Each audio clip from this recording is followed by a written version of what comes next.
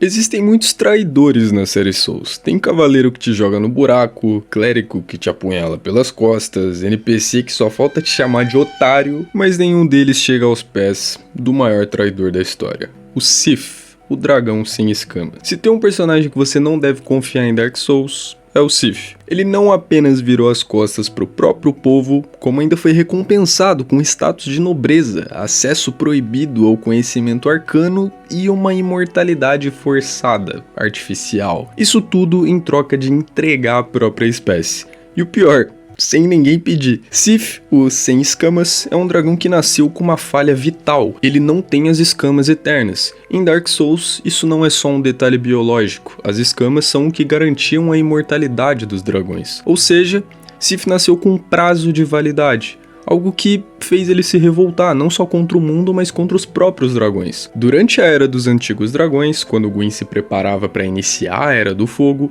Sif foi o primeiro e único dragão a trair os seus. Ele entregou aos deuses o segredo de como vencer os dragões eternos, e com isso virou peça-chave na queda deles. Como recompensa, o Gwyn o presenteou com o título de Duque, deu ele uma torre inteira recheada de arquivos mágicos e ainda colocou como guardião de um dos 4 Lord Souls, essenciais para manter o mundo na nova era. A motivação de Sif é talvez uma das mais trágicas e distorcidas do jogo. Ele foi consumido pela obsessão com a imortalidade, justamente porque nasceu sem ela, e essa busca fez ele ultrapassar qualquer limite ético. Ele usou os arquivos de Anor Londo para conduzir experimentos cruéis, transformando pessoas e seres vivos em criaturas deformadas, tudo para tentar recriar artificialmente a imortalidade que ele nunca teve. E o resultado foram aberrações que até hoje vagam pela biblioteca e pelos corredores de cristal na caverna onde ele se isolou. Um exemplo que você provavelmente já ouviu falar até esse ponto são esses bichos estranhos que são tipo umas minhoca com lula, sei lá. Mas nessa sala onde tem várias delas, tem 2 que são pacíficas. Elas têm mais vida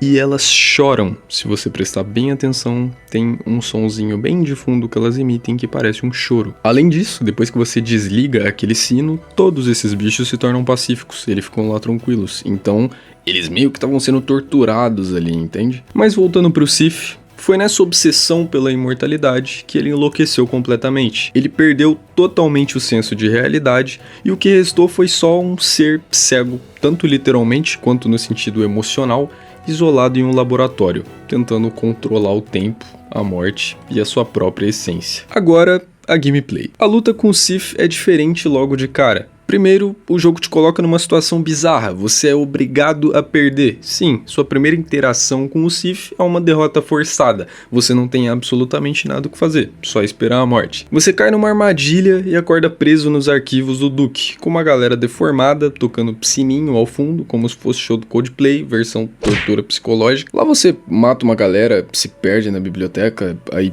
se perde na biblioteca de novo, aí você cai numa floresta que dá numa caverna que tem chão invisível, sim, chão invisível. E depois de você morrer algumas vezes no chão invisível, você finalmente encontra ele e vai enfrentar o Sif de verdade.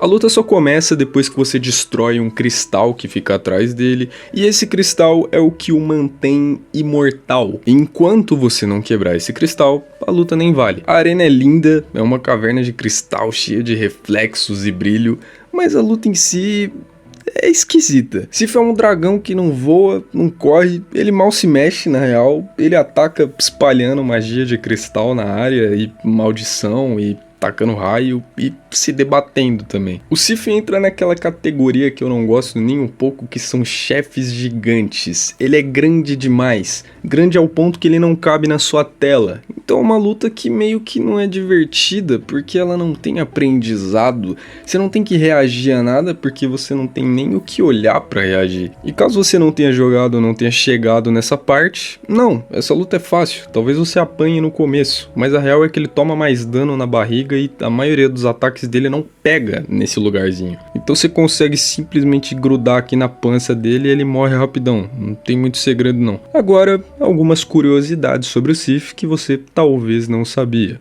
A forma do Sif inspirou vários outros personagens da From, um exemplo é o Osiris do Dark Souls 3, que também tá obcecado por conhecimento e enlouqueceu e virou um dragão azul deformado. Em termos de lore, ele é o criador indireto da maldição que atinge a gente. Boa parte da insanidade e da degeneração das almas tem origem nos experimentos dele. Então assim, se o mundo tá indo pro buraco, parte disso é culpa dele. O Sif também aparece na lore do Kingsfield, um jogo mais antigo da From Software, onde ele já era um dragão mágico ligado à sabedoria e à loucura.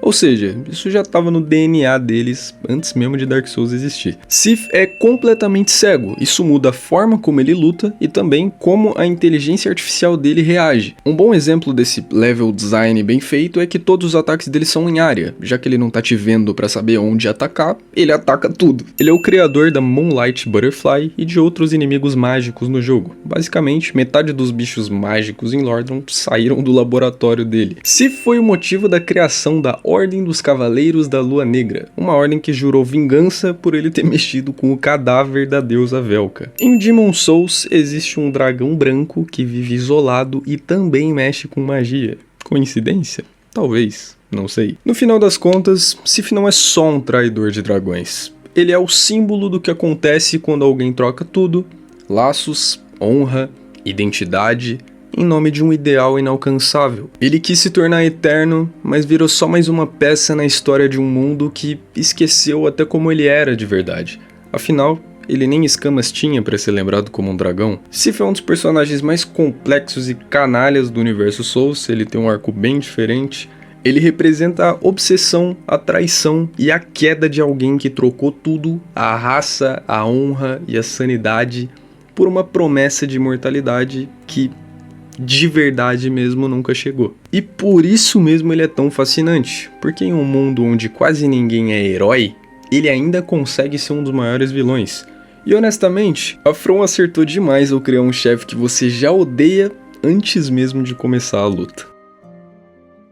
Opa rapaziada, tudo bom com vocês? Tô passando aqui no fim do vídeo só pra dar um recadinho rápido. Os últimos vídeos aqui do canal não foram tão bem, só que as métricas dele foram boas. Caso você não saiba, a gente tem as impressões no YouTube. As impressões são a porcentagem de pessoas que clicaram no seu vídeo pela quantidade de vezes que o YouTube mostrou o seu vídeo para elas. E as métricas de impressões dos meus últimos vídeos estão boas, só que as visualizações caíram bastante. Então significa que de fato o YouTube não tá mostrando esses vídeos para pessoas. Por isso que eu te peço aqui no final desse vídeo que se você gosta desse conteúdo e quer acompanhar, eu peço que você se inscreva e ative o sininho. Assim, inevitavelmente você vai receber todos os meus vídeos. E se você é novo por aqui, também considere se inscrever. São vídeos sempre nesse mesmo estilo, toda segunda e quinta às 5 horas. Fora isso, é aquele papo de sempre. Espero contar com o seu gostei, caso você tenha visto até aqui e gostado. Espero contar com o seu comentário, caso você tenha alguma coisa a acrescentar ou a discordar do vídeo ou qualquer coisa do tipo.